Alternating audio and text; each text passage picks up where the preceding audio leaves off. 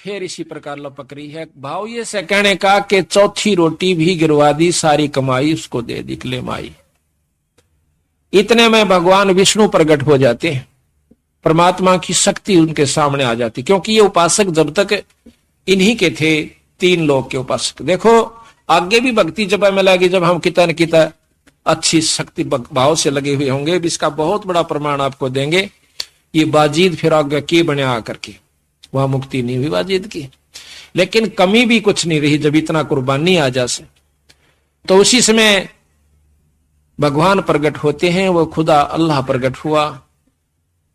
कहने लगा बाजीद भाई चल तन मुक्त करो सो, और गेल करने पड़ेंगे ये बुढ़िया भी।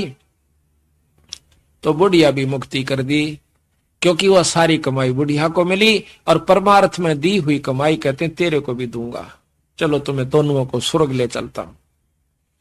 तो इसी प्रकार महाराज कहते हैं कि जब सुनही को भोजन दीना, दीदार हुए बाजीद यकीना।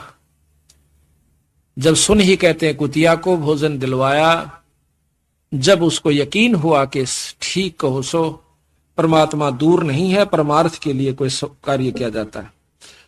ये तो जो आपको कथा सुना रहे ना, अब ये कथा में अभी मैं भिन्नता नहीं उत्पन्न करूंगा, नहीं तो इस कथा का आनंद खत्म हो जाता है।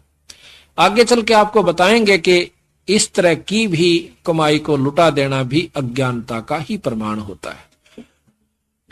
तो उसका तरीका संतों ने बताया है कि उस हंस को अपने शरण में लेकर उसकी भी कमाई करवावे, और मुक्ति का असली मार्ग बता देवे, उसको धर्म पुण्य पर ला देवे। अनभोगे बाजीद फरीदा, अनबिन कमल न होवे सीधा। जन जब सुन ही को भोजन दीना, दीदार हुए बाजीद यकीना। जल प्रकाश तरण का देरा, अन देव सब माई बडेरा। ब्रह्मा विष्णु महेश्वर ताही, अन की महिमा करत गुसाई। ओम सोहम अन का रासा, अन खाए बिन खंड है श्वासा। ये मंत्र भी आप तभी जप सकते हैं जब पेट भर रहा होगा, पेट में कुछ ना होगा तो यू भी नहीं जप सकते सांस का मंत्र भी। कहते हैं ओम सोहम अन का रासा, अन खाए बिन खंड है श्वासा। सांस भी टूट जाएंगे आपके, ले नहीं सकते। अन देव सब माही, अन देव सब हन में ऊंचा। सकल योनि में अन ही सूचा।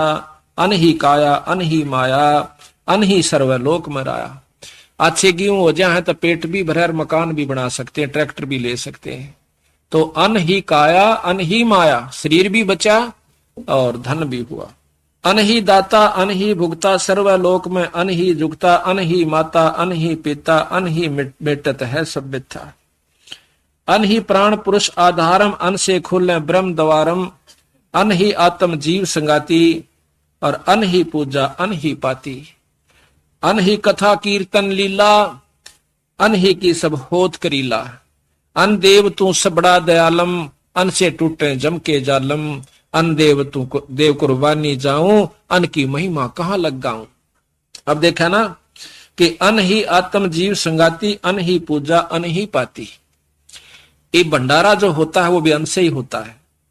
10 भगत जन आए हैं, समय पर रोटी मिल गई, चाय पानी मिल गई, बैठ के कथा सुन रहे हैं। अगर पेट में कूतरू लौटते हो तो कथा भी 100 कोस जावा ने चिंता रहे, मैं तो मर गया भूखा।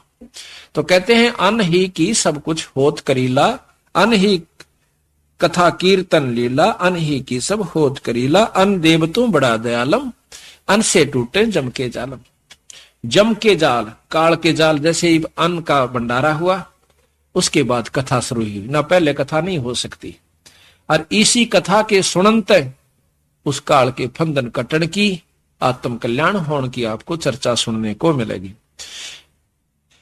अनको सनक सनंदन पावे, अनको नारद मुनि से ध्यावे। अनको मारकंड से भोगम, अन बिन फीका है सब जोगम। अनको दुर्वासा प्रमोदय, अनको सेंस 88 सोदय। 88 ऋषि भी अन्न पाते हैं। अन तो कृष्ण देव को पाया, 3 लोक वे त्रिपत राया। अन बिन कंपे 14 भवनम, अन बिन एक पलक नहीं गमनम। अन का सर्वलोक में झंडा, अन का सर्व स्वर्ग लोक में झंडा। अन है पूर्ण 9 खंडा, अन खाए से आनंद होई। अन बिन 14 लोक बिगोई।